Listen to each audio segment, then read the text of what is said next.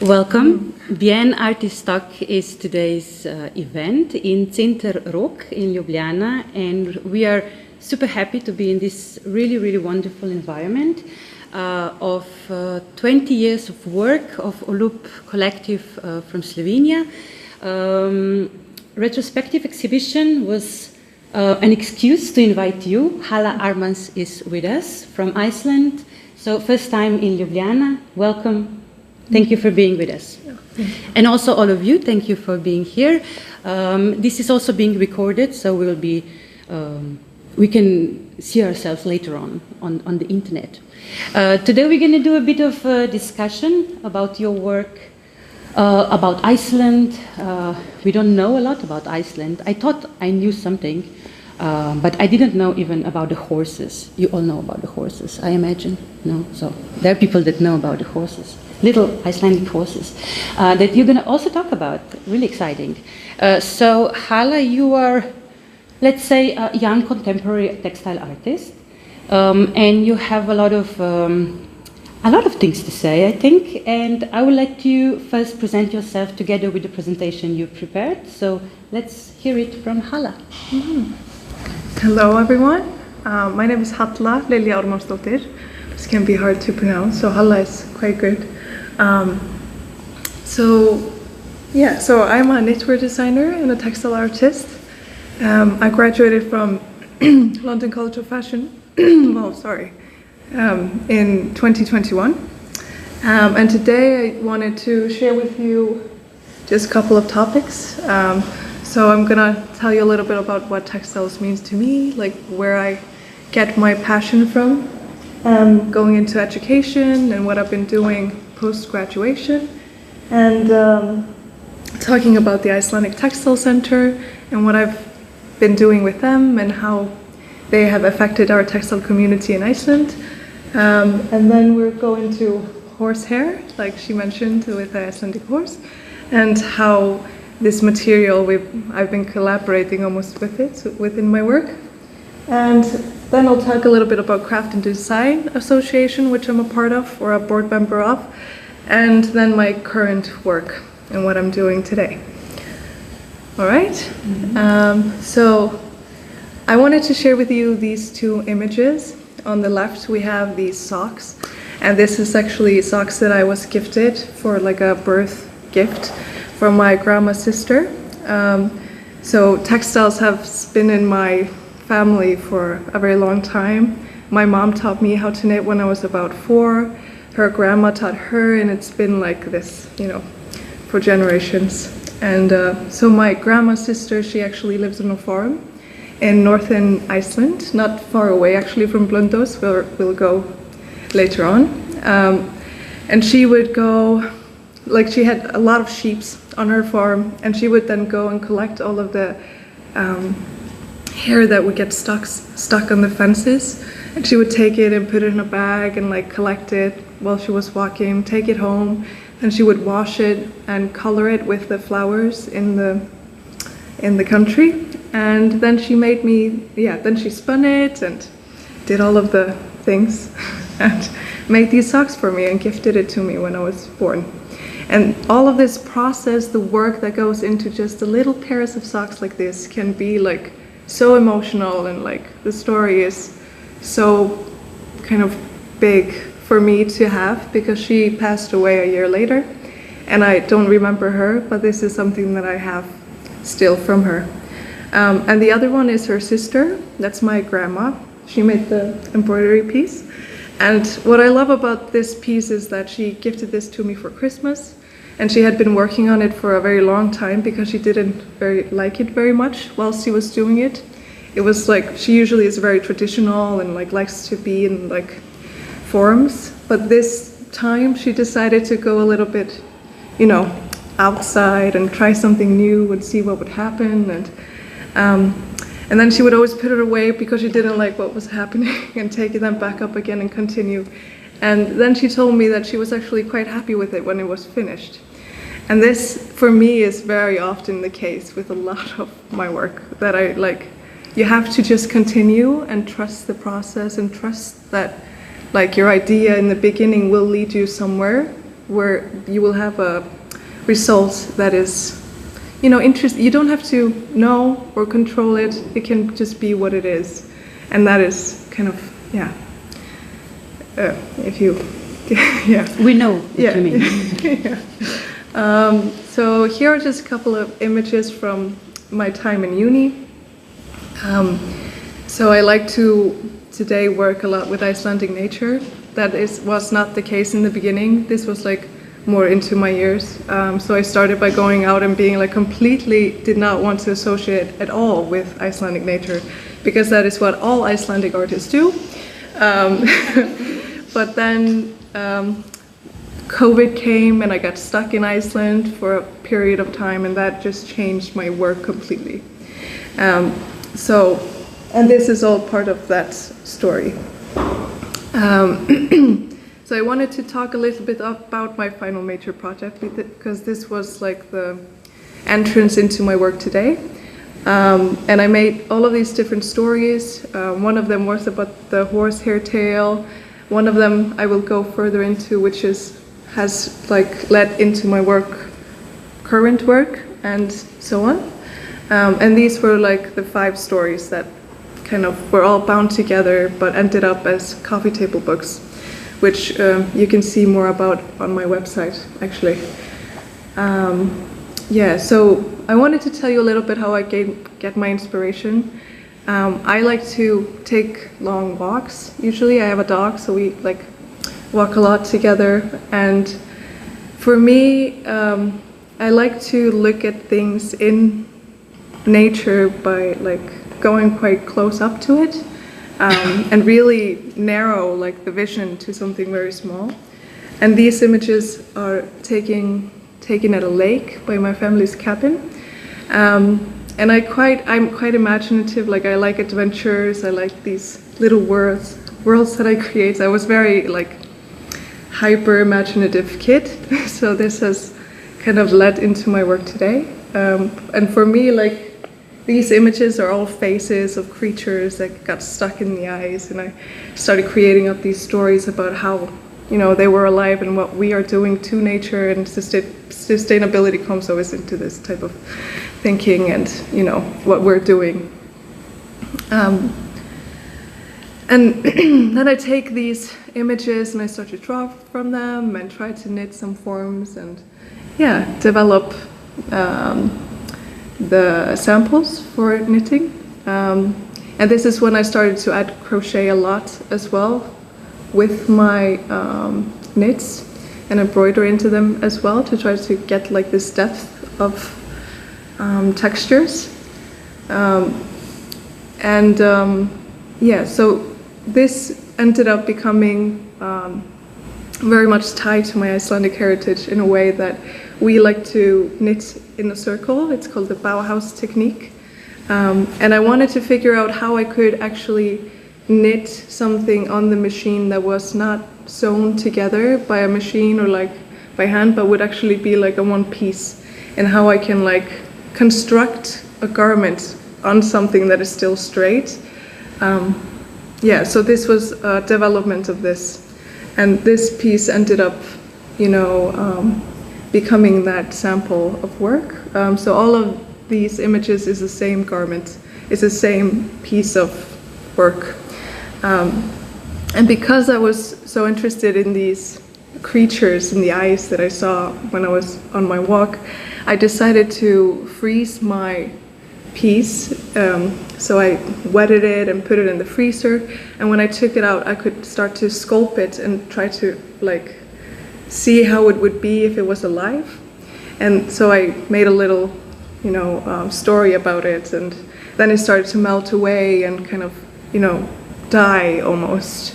It kind of became this smaller and smaller thing whilst it just melted away.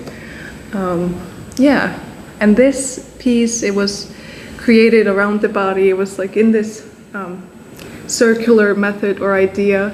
Everything was just knitted and then crocheted together with no seams. And this inspired my biggest piece that I created, which I call Mother. So this piece is actually 2 meters wide and 2 meters long. And it's the biggest piece that I've created. Or I've actually now created another one of these, which is quite fun. But yeah, so this is all knitted on a domestic knitting machine. And then I crochet the parts together, embroider them, and or embroider into them to create just like these little lines. And yeah, this piece was created to be kind of the world that my work lives within. It's like a mind map, basically, of ideas and textures and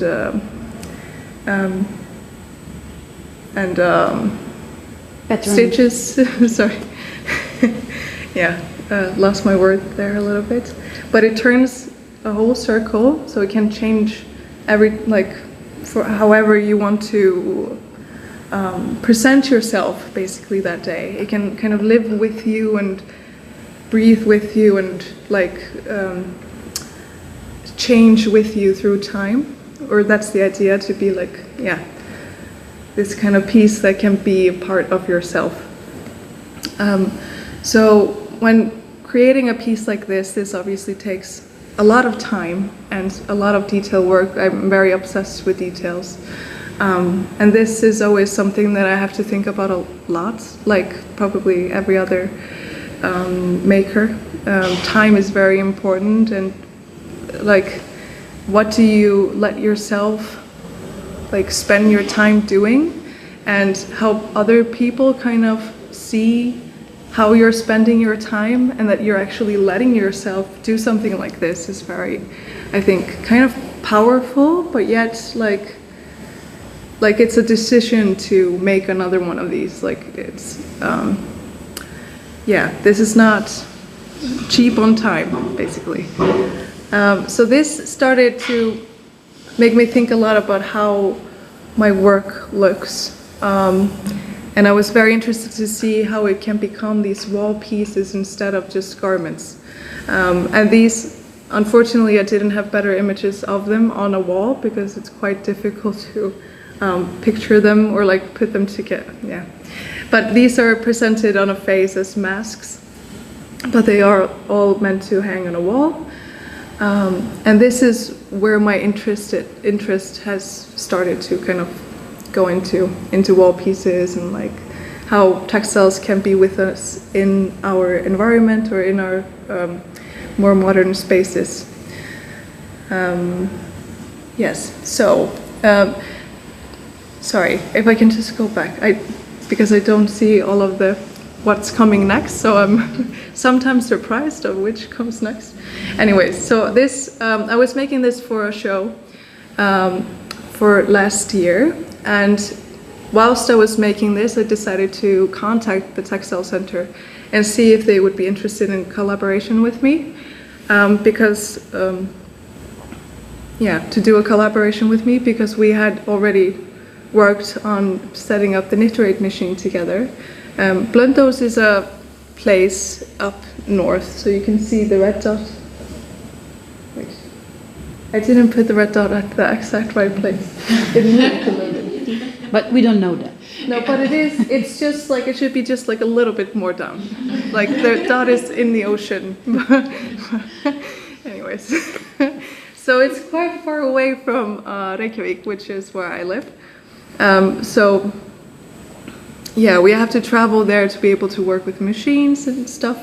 And they are there because there was, I hope I'm not lying to you, but this was the first women's school where they were teaching textiles, and they were like they had like this school where they would get women and they would live there and learn, and like, you know, I don't know if you had a school like this for women back in the day, probably did, where they learned like to cook and clean. Yeah. But yeah, so they asked me to come and help them set up the knitwear machine that they got last year in 2023, and which is very exciting for us knitters, because we cannot otherwise find an industrial machine that we can work on and practice on and like get to know and experiment, really. And they contacted me because I mean, Iceland is quite small, so we know each other quite well. And I know a girl who was also in same uni as I was in, and her mother is working in the textile center. So she knew that I had been learning how to use these industrial machines, and that's why they contacted me to come and help them set it up. And whilst I was there, I also conducted a little workshop for the residencies, because they also have a residency program there, and showed them how they could use the machines. And I think, yeah, after I left, they all made some scarves and things. And then for my, this was in January, and the project that I was doing was then in March, or in between January and March. And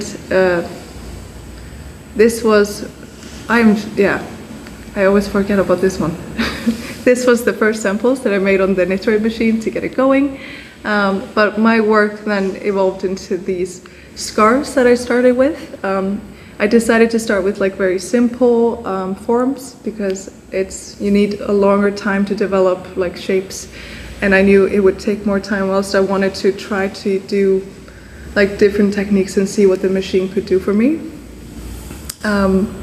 So this was a part of the Secret Shadow show that I had in March last year. No, in May, sorry, on Design March. And this is another scarf. This is a quite dark one, but here I was experimenting more with like stitches and like knit and purl stitch, and like trying more lace, and then I would crochet into it with Icelandic wool to create like these more textural appearances. And then the last piece, I made like 3 of these bags that were all different, or like different embroidery in them. But my work is very much about trying to connect machine and hand, and how I can, make this interact well together. How can we like still protect the handcraft and not lose it with the machines, but instead kind of try to add it together, and in that way make it survive as a, as one. And here we start to talk about the horsehair. So in Iceland we kill horses, which is very sad, but we have a lot of horses, so this is, a part of everything. But the only thing we don't use or send out for production is the tail. So there's this one place I know that there is a guy who actually collects the tails and keeps them for artists to come and collect them to be able to use them. But I don't think any other slaughterhouse actually does this, because this is just difficult to keep it fresh. It can become gross quite quickly. But so I was inspired by female artists in my community to start working with the hair. And one of the first ones was Ásgerður. She's a weaver, and a lot of weaving artists have used this within their work. But no knitter had tried this, so I was very interested to see what I could do with the material itself. We have to clean it ourselves, so we get it on the bone, and it's quite, disgusting, straight from the slaughterhouse. So the process of cleaning it until you can actually use it takes up to 4 days, which is, quite some time. But you get this beautiful material to work with. This was my first kind of development of how I could actually use it within my work, or how I could do anything with it. And today I've started to crochet with it and doing more accessories like these. And this has been a good process of understanding the material, because you have to let it also decide what it wants to be. It's very tough, because these hairs are not in the same category as wool or any other hair, because of how the DNA is set up. So this actually this material will go into a leather, like it's in the same category as leather because of its structure, if that makes sense. And then I've started to develop it into my textile pieces and to see how it can work within my knitting machine. And this is the first garment that I've made with the horsehair. This is also quite dark, I'm sorry. But yeah. And then what I've also been working with is craft and design in Iceland. This is a association where we're trying to help crafts artists to grow their practices and to have a space in our community to, you know, get help, assistance, and like have a space where they can like get to know each other and things like this. It has been changing a lot, and we are trying to find new ways of catering to younger generations, and this is all in the process. Yeah, but this is a very important work to me, to see how we can make this space better for makers today. My current work revolves a lot about trying to combine traditional knitting with more modern aesthetics and to find ways to put it into our modern spaces by using it as like noise adapters or like toxin, because like wool is very good for sucking in toxins. It's good for cleansing the air. It's like heat regulating. So there's a lot of great ways to use these natural fibers, which we're not using them today. And I'm trying to do this through my wall pieces. Here are a couple of my newest wall pieces as well. And this is all a combination of domestic knitting with crochet. And then like in the middle I've been adding the horsehair in there as well. And this is from my last show that I had just this summer called Samhljómur, and which was like a collection of my work from the past 3 years. Yeah, which is, yeah, I think that's all.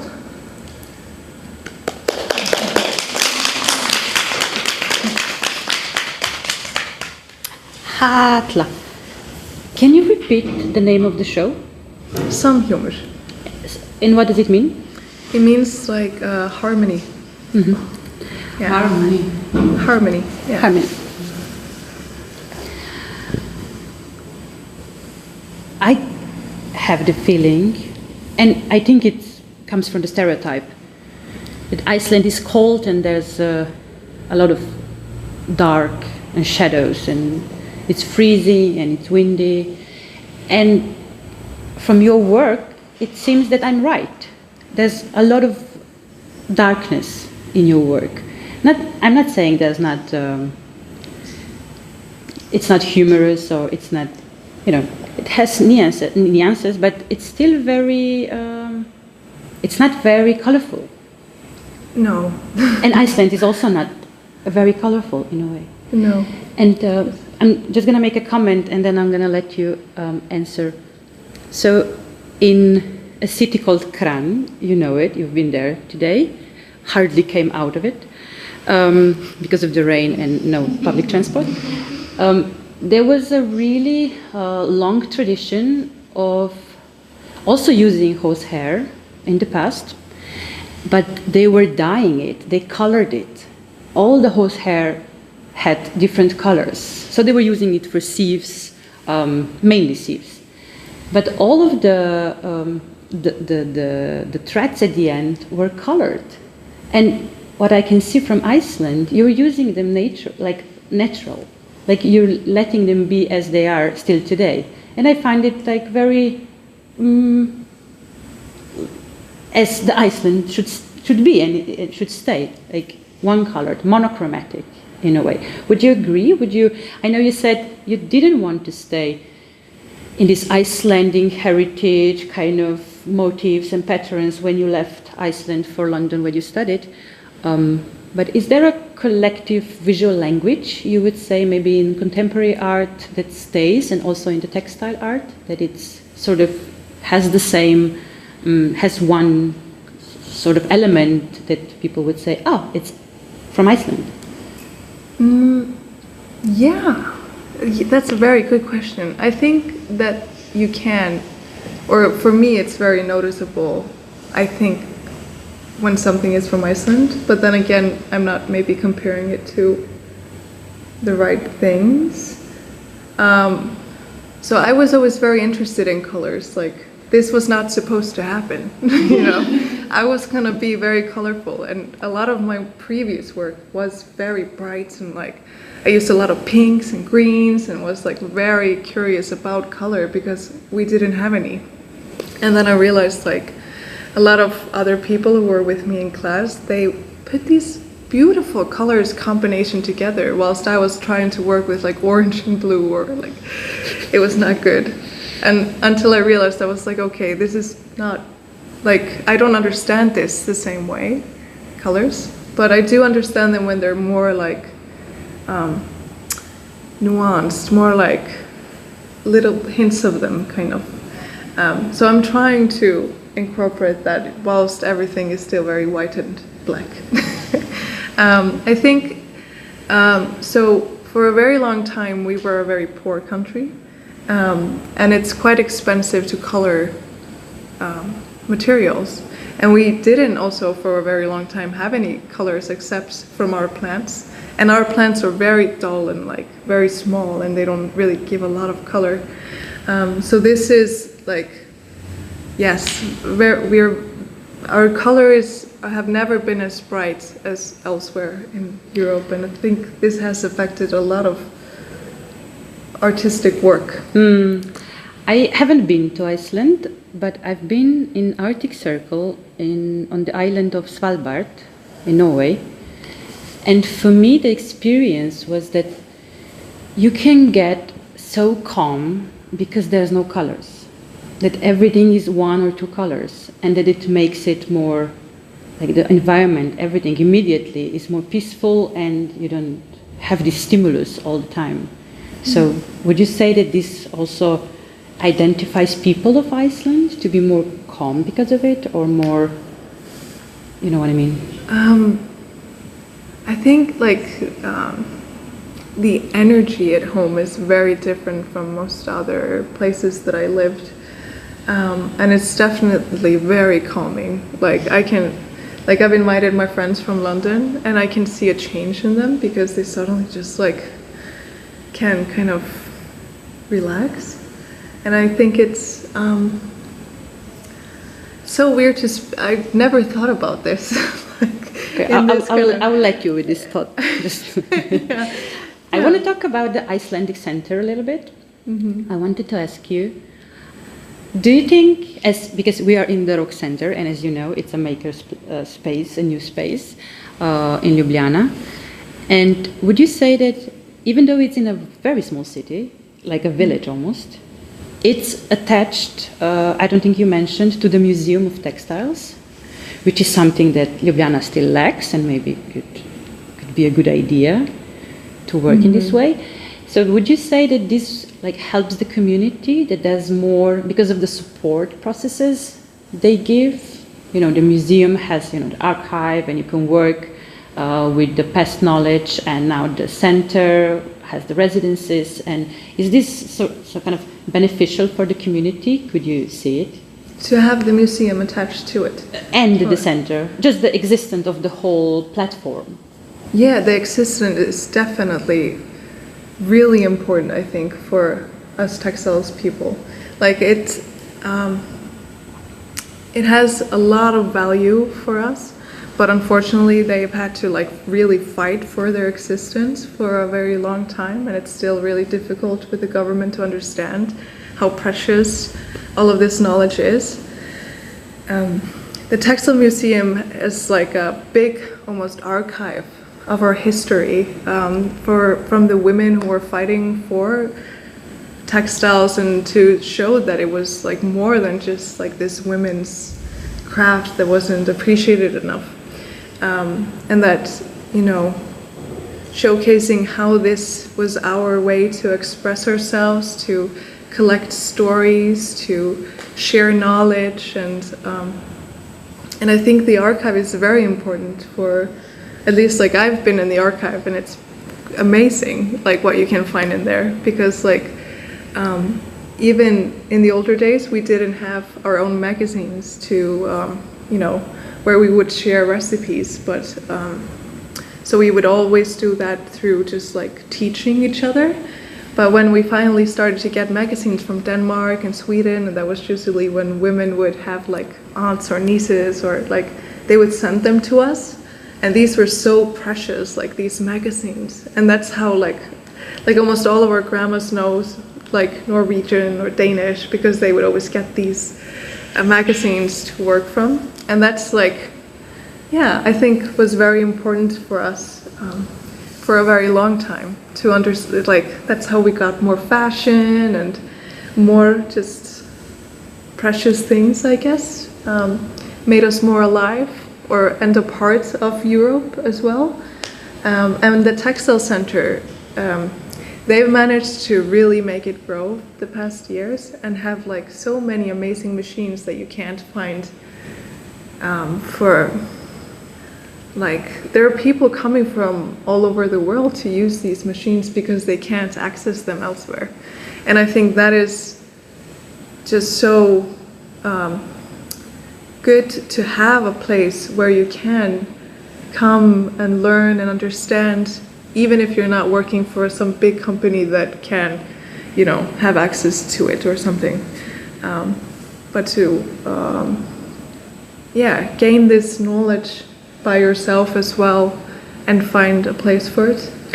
From what I hear, Iceland seems like it already institutionalized the textiles as heritage and as a value, and as I understand, you also have like you're learning from your textiles from your childhood. It's like in your primary school, it's a class, and it's named textiles. Yeah.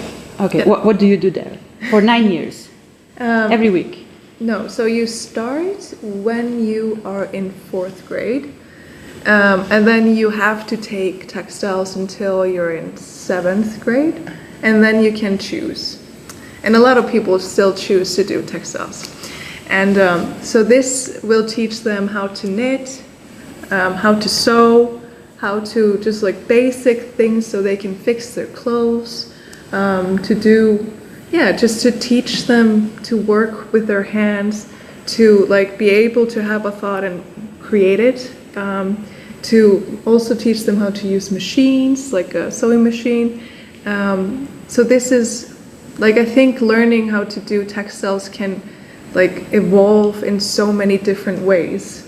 It's about like mind and hands, and our like utilizing both at the same time as well. It's like, yeah, I think it's very good for the kids, and most of them are quite happy doing it. Or that's how I experienced it. I loved textiles when I was in school. I think it was very important for me as well, and a lot of other people. Yeah. Would you say that because of all of this environment that is so beneficial for textiles to grow, that there is maybe another sort of look on the craft and handicraft than there is maybe on the other, maybe in London, if you can compare it, because you were in London?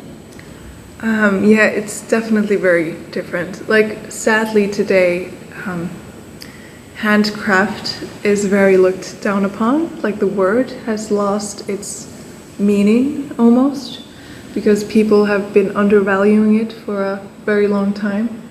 And that's what I noticed when I lived in London, was that they don't undervalue it. They really appreciate like work that has been put a lot of hours into, like mastering your craft, kind of. Mm-hmm. Whilst this is not how it is in Iceland.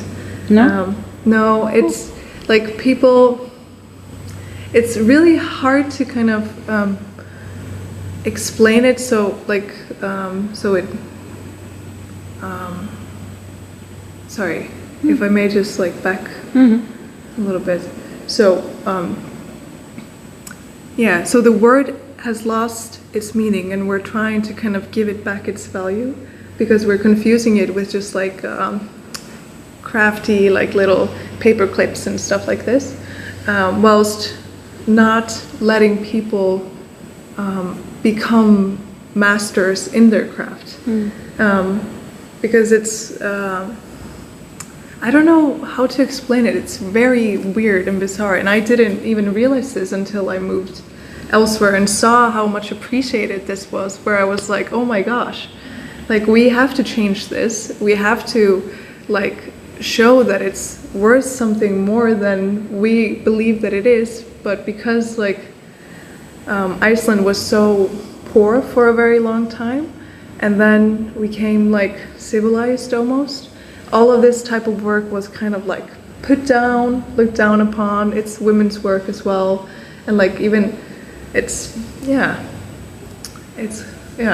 So is there future in the contemporary craft? Will this change in Iceland in such an environment that for us feels like, wow, let's have something here as well. Like, yeah, it sounds good, but you're saying that it was there was some kind of glitch in between. Or... Yeah. So what happened was that in like 90, I don't know the years perfectly. They don't really teach us this. I had to like figure it out almost. But so in like the 90s, they stopped teaching all craft. They stopped teaching textiles and the smith, or not the smith, but like all craft related things. They just put it down, and they did not all related craft things. Sorry, I don't want to say something that is not correct. True. Yeah, but with textiles, they stopped teaching that. In primary school or later? No, just like for higher education. Ah, okay. Like if you wanted to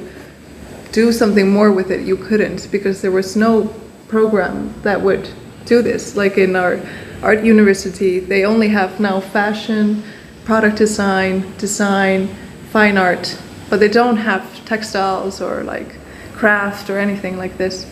And this made like a whole generation not be able to study this, and this has created like this gap of knowledge and just a bigger kind of bridge between generational kind of, yeah. So it's harder to, like, for me, the people that I can look at are like so much older than me. Like we're missing like this whole generation of people that can, you know, share their knowledge because of this, apparently. Like, yeah. Okay. Is there something you would call authentic Icelandic craft?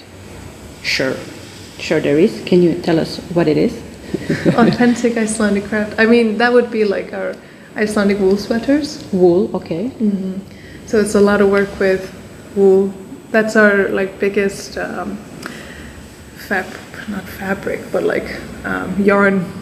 Wow, that's like the only fabric that we create, except from like leather. But we still export that, so we don't really do that. Yeah, so I think the Icelandic wool sweater is obviously the most known kind of craft piece that we have in Iceland. And then, is that what you're referring to? Yeah. So the horsehair, they never came into the like mainstreamization of like this is also craft, or this is a fiber that people are using. No, so that kind of, so we have this one famous weaver who started using it, I think in 1986, if I'm not wrong. Like I'm so bad with my years, but yeah. So she kind of was like the first one to start to use it with her within her work, and she makes like these huge and beautiful rug pieces where she would incorporate the horsehair, and that inspired other artists to use it. But it's still very like, it's only a couple of us that are using this material. But a lot of people use wool. Yeah, yeah. That's like the main material to use, and we are really trying to find ways to use this in more fashion sense and to create better products from it, because our Icelandic wool is like a sea product almost. It's very like stitchy and like harsh and like for the cold it's really great, but it's, you know, people itch a lot from it. So this has been a problem, so we're trying to find ways to utilize wool in different ways as well. Okay, thank you. Can I ask you if you have any questions regarding Iceland and what you've heard, or maybe also the issues with how we see craft in Slovenia, before I start asking you questions about yourself? No? Feel free. Yes, please. I don't know really how to make this question. I was very struck by this thing that there's a whole generation of people who know the craft and who have developed in this missing in Iceland. So what's your primary source of your crafts, of this Knowledge. yes, of knowledge, of your skill? So was it? So you're the generation that was still taught this, and the younger than you are not. No, they are still taught. So we have just because I think I understood. Sorry. She studied in London. Yeah. So which is your primary source? Was it the school, or was it later in London that you learned so much about the craft and the skills and the? For me personally, I think, so my mom is a textile tutor, and she is my primary. Oh, you forgot to mention that. I'm sorry. Yes, I did forget. I just talked about my grandma.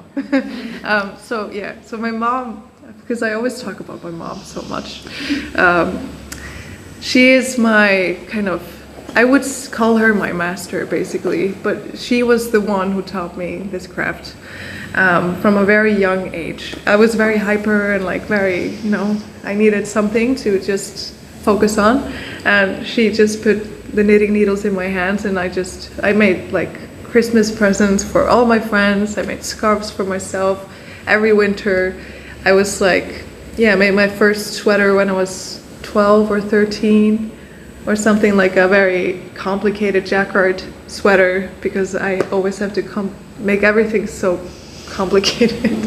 And she taught me, like, you know, how to fix my mistakes, how to be calm about, you know, going back, you know, letting myself explore new stitches, and like just how to be with it. And I think this is really what has given me like a very good source of knowledge, and to like, I don't know like how to explain it, but I feel like knitting is like another language in my head. Like I can think in knitting like very easily, like because of I got to grow up with it like this.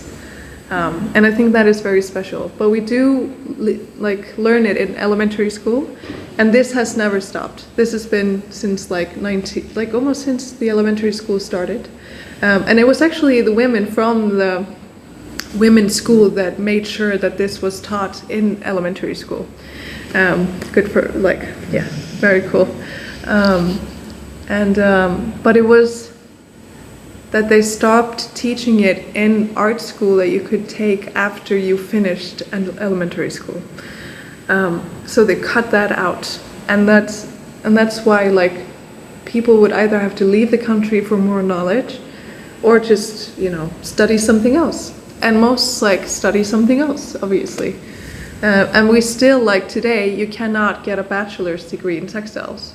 You can only get a diploma, and that's a 2-year studies. And this is also very problematic, because like we want our bachelor's degree to be able to get like decent work, and a bachelor's degree is what, like, you know, gives you like an X status basically. So this is something that us in craft and design we want to change, for example, like in the school system, that you have to be able to finish your degree and not have to stop, because it's ridiculous that you have to go elsewhere to, you know, get that last year of studies to finish. Yeah, so I've had my my women of knowledge, luckily, for a long time, and that's, yeah. Where is art in all of it? We talk a lot about craft, textile craft, also design. Would you say that there's that crafters are also considered textile artists in Iceland?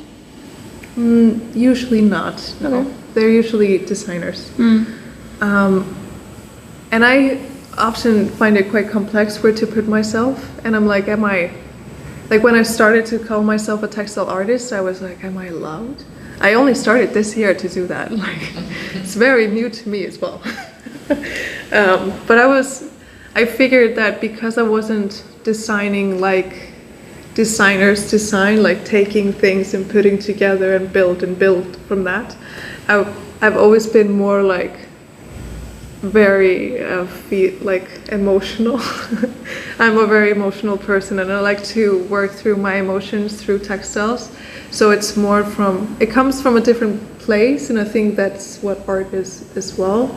It comes from a different place than design, and that's why I felt like that my work was maybe more art than design, because it's also all one pieces. Like, I don't do anything more than once.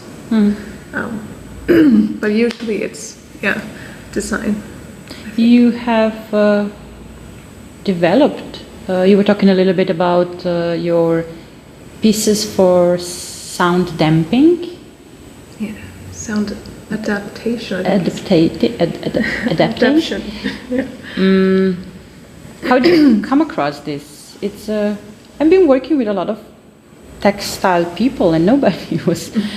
There's very little percentage of people working on the engineering side of textiles, like being very pleasing to look at, sort of an art piece that would actually have another function, which of course it's maybe a definition of a design piece, but what you have shown, it can also be in an artwork on the wall, a tapestry, or but still it has another function.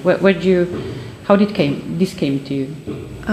So since I moved back home because it was just easier than to live in London at the time. Iceland, like, is very difficult to be, like, if I was gonna be knitting garments and selling them, this is like very expensive, and like it takes a long time to, I mean, it's just like you have to put a very high price on your garments, and it's really hard to sell that. So I've been in the search of how can I be a knit designer or artist?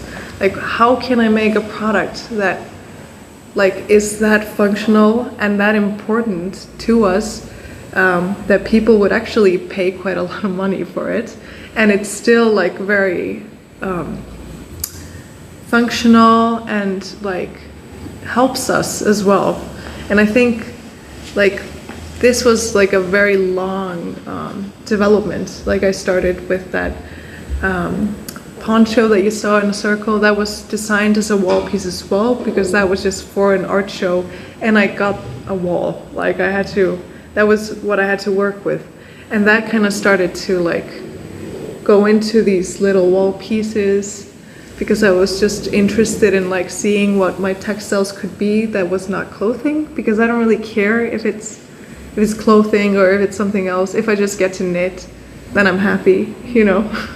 Like, for me, I'm a textiles person rather than a fashion designer, and that then started to just interest me a lot of like, if textile is in a space, what is its functionality? And like natural fibers have so many, like, because I knew about their kind of great naturally sound adapting qualities, and I've been reading about, like, in the old days they used to have a lot of wool blankets, because this was sucked in the toxins, and they're in the air, you know. and they had like curtains.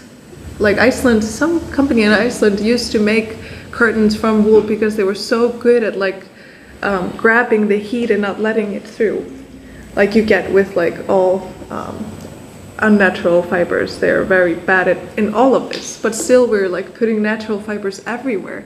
Like no, unnatural fibers, you know. Synthetic, yeah. Synthetics.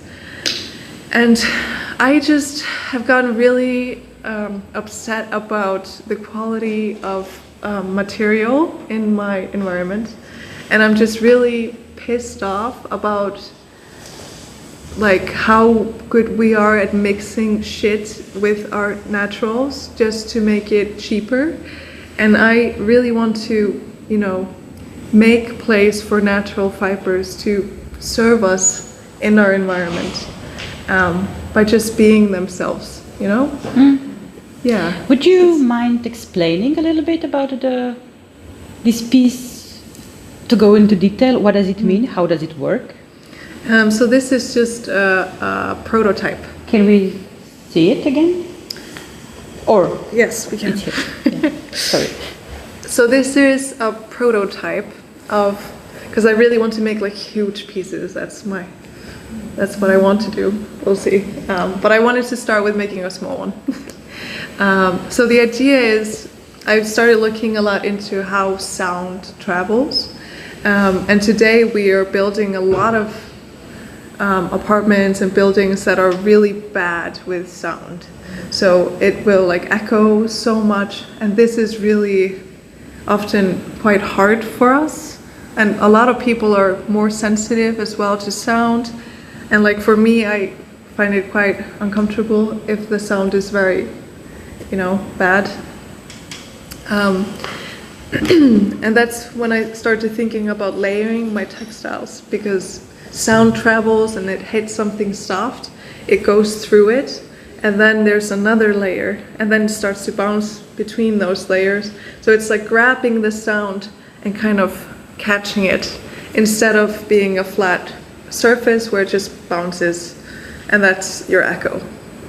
And then I was thinking a lot about this as well, because it's so interesting how painters lay their paintings.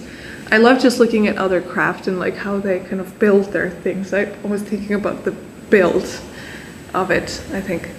And I love, have you seen these like glass art where they have like done something and then they put another glass on and paint something else and paint something else, and it's like becomes like this three-dimensional thing.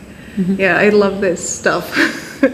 And I was thinking how that could be textiles. So I would have like the bottom layer, that would be my base, and that could be like any color. In this case, I had this beige color, so you can't really see it, but it's still, yeah, it still has a big effect on the whole thing. And then I wanted to incorporate traditional lace, because that's like where my soul comes from. Can I say that? My mom and me, we were like lace lovers, and I did a lot of lace and like cables, and I love like these little things, and I was very traditional when I was younger. And my newest work is very like forms and movement. And so putting all of these elements together, that's how I decided to build my piece. Yeah, and then I even, you know, put in wires so I can like even construct the top layer even more so it becomes even deeper. And this is like, yeah, just very exciting kind of way of knitting and making textiles, I think, to like put it in a very different perspective.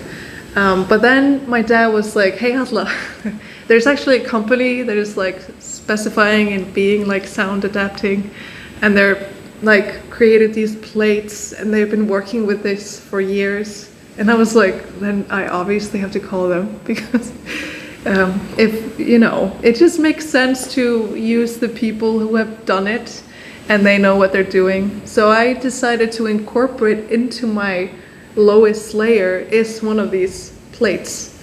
So it is really, you know, grabbing the sound. And, you know, so without me having to do all of the, like I want to like Understand the process or the technique? like or?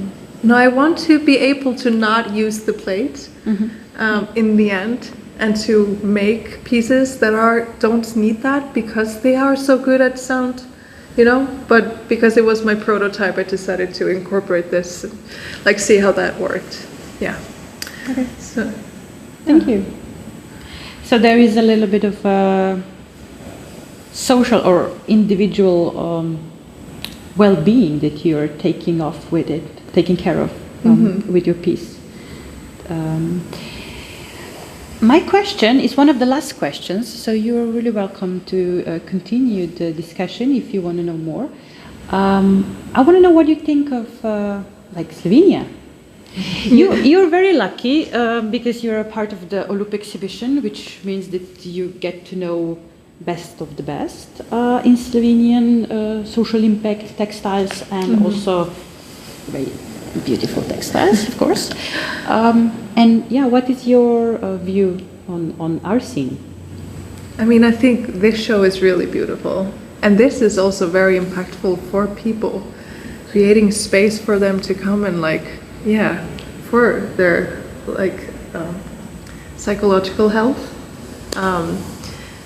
It's been very good. I always really enjoy coming into spaces like this. It gives me so much power, I feel like, to go back home and be like, look at all this stuff, you know, let's do something better and greater, and let's, be inspired. And I think that is what I have gotten from this experience. And I just love to see all of the different projects and all of the lives these projects have touched, because textiles is so communal and it's so empowering as well.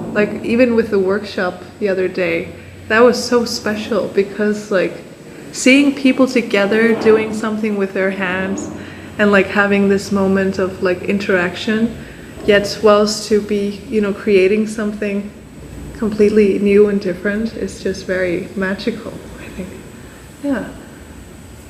Yes, it's very good. I'm very inspired by you. That's what yeah. Thank you. Any questions from the public? I would like to ask you, is your goal just to work with wool or some other material that you can weave? You can make some. So I use almost only natural fibers.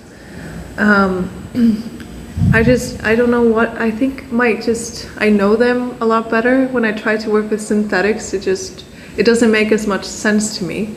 And other people are better at using it, so I'm like, you can do this and I'll do that, But I also really want to find different ways to use Icelandic wool. I love using all wools, and I do not just discriminate against any wools or natural fibers. But I'm very interested to see what Icelandic wool can become other than what we've used it in already. Because we used it already in just mostly clothes. But still we're always oh, it's so itchy, and we don't like it enough, and it's still doesn't compete on the fashionable market because it's fiber C or whatever. It's not good enough quality you would find in merino wool or almost any other wools out there. So I want to see and let it be what it is, and let it find space for it, that it's not forcing it to be something that people don't like that much. Do you know what I mean? So but I think that I will continue on my natural path. But I am always very curious about the synthetics, though, a little bit, because they have all the best colors, and they're they can be so sheer, see-through, and they can synthetics are very interesting as well. But I don't know. I have very complex feelings about. But we want to develop this idea. I think this is idea, and through architecture. maybe to make bigger scale walls or some dividers in the rooms, or Yeah. what is your goal? I mean, what is your idea? Yeah. Just to be flat and on the wall, or to put it inside the space somewhere? Yeah, so I want to develop it for modern spaces. So not for homes or like your bedroom, or maybe, I mean, I'm not gonna take that out of the question, but it's like, it's for offices, it's for where people come together, it's for like, so that people can also interact with traditional textiles and kind of understand it in a different way. And to see it in a different space, I think it can enhance just textiles overall. But I think, yeah, with this I really want to make it bigger and more, and to see like where that can go, kind of. If I am not mistaken, this is also your project that you're going to develop in your new study, in your master studies? Yes. Yeah. Okay. So you applied this project to continue your studies? Yeah. Okay. Yeah. So I'm starting a master's degree in University of Borås, or Swedish School of Textiles, this next semester, and this was the like what I applied with for my master's studies. Yeah. And you were selected from like 150 people, just 7 of you or something. Yeah. Congratulations. 130. But yeah. Yeah. Very cool. There was another question, I think. Yeah. Just about the Icelandic Textile Center.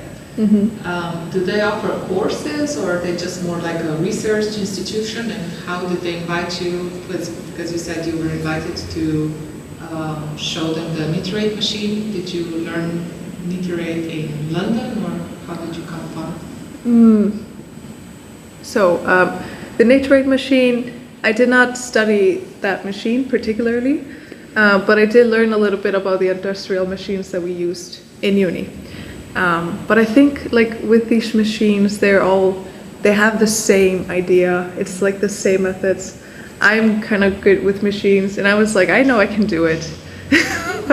Like I didn't 100% know that I could do it, but I was like, I should be able to do it.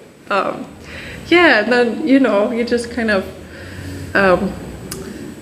yeah. So I figured that like, because I understand these machines and I know they've made it, this is like the most simple knitting industrial machine that you can find, that I was pretty like confident about being able to set it up and understanding how it worked. Yeah, and then I just Googled a lot, like, yeah, maybe I shouldn't say this, but yeah, there's just not a lot of people otherwise that work with industrial machines, and I think like we have very old machines that like the biggest companies are even using still. They haven't updated which is very bizarre. But yeah. So Would you also answer the first part of her question? I forgot the first part.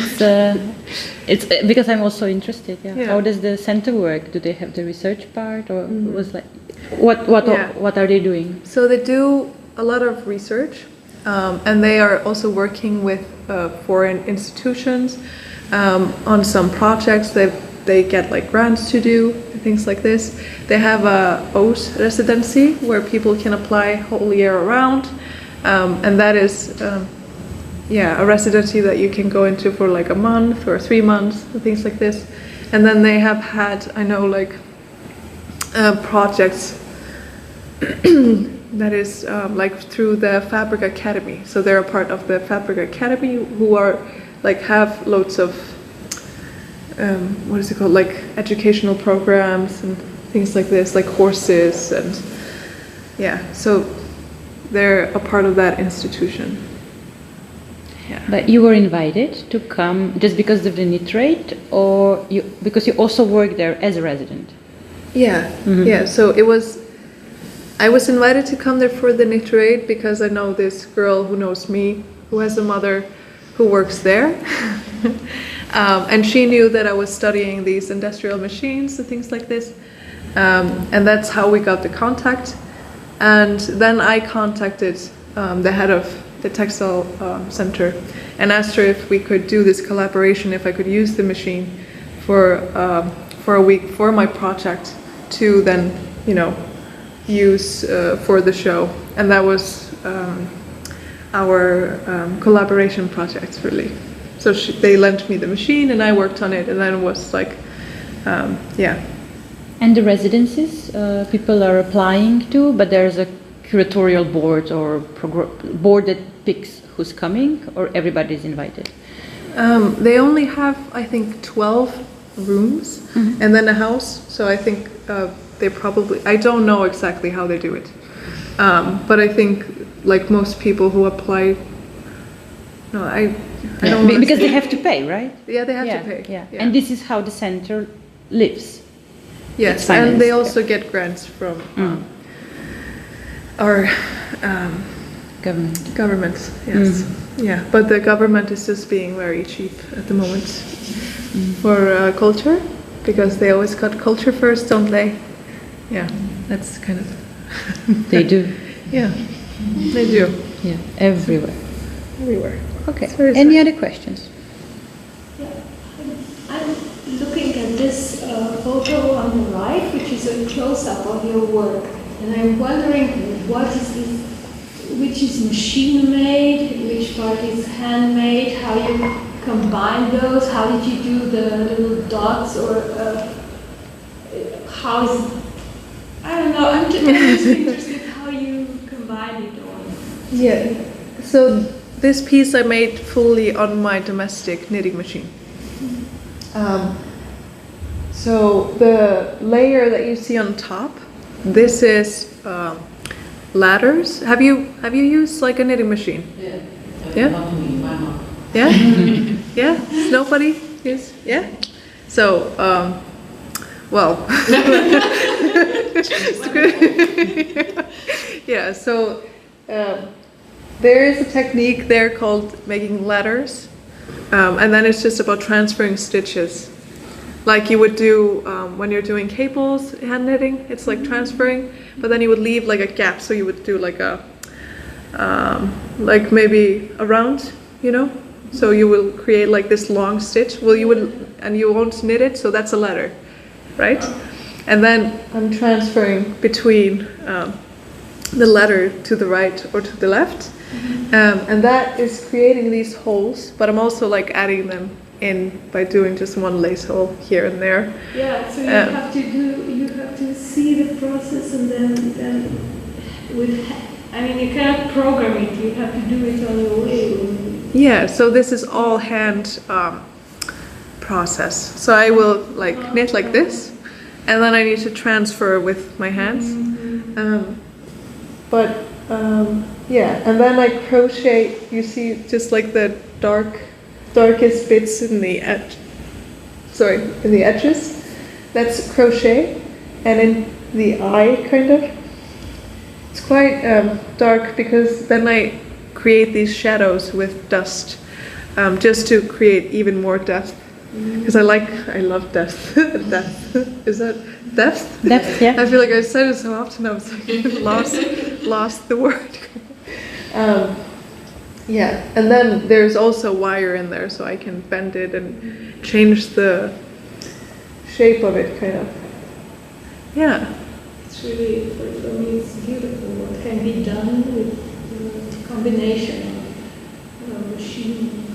Yeah, the machine is amazing. Like, people underestimate the machine so much. No, because I like machines, yeah. But I see now what. Yeah, but it also takes time. When you have been hand knitting for a long time, and this is how you know the craft. Like, I was a hand knitter, and I hated the machine for a very long time. But like many of us, I had problems with like carpal tunnel and like golfer's elbows and stuff like this, and tennis. So I was like, okay, I just have to. Like, for 1 year, I wasn't allowed to hand knit because of my problems. So I was kind of forced to befriend my machine. And after this year, we had become quite decent friends, and today we're best friends. Yeah. Okay. Yeah. Thank you. Any other questions? Okay, so I think we'll stop here. I have some names I have to say. Tiasha, Yasmina, and Katya, thank you that we can be here and we are part of this amazing exhibition. I have to thank Collective Ulup, Center Rog, Municipality of Ljubljana, and Active Citizen Fund, Iceland, Norway, and Liechtenstein, who gave us money for you to come here. Yes. This is Halla and Halla for the continental friends, and I'm Zala, and I'm from Karnika Institute from Kran, and we're organizing biennial, textile art biennial Bien, which is not happening this year, but will happen next year. So I hope to see you on the biennial as well. And yeah, I hope we'll see each other on this carpet very soon. And I will invite you to chat a little bit here just now when I'm gonna stop recording. We're recording this session, so let's pretend it's over. Thank you.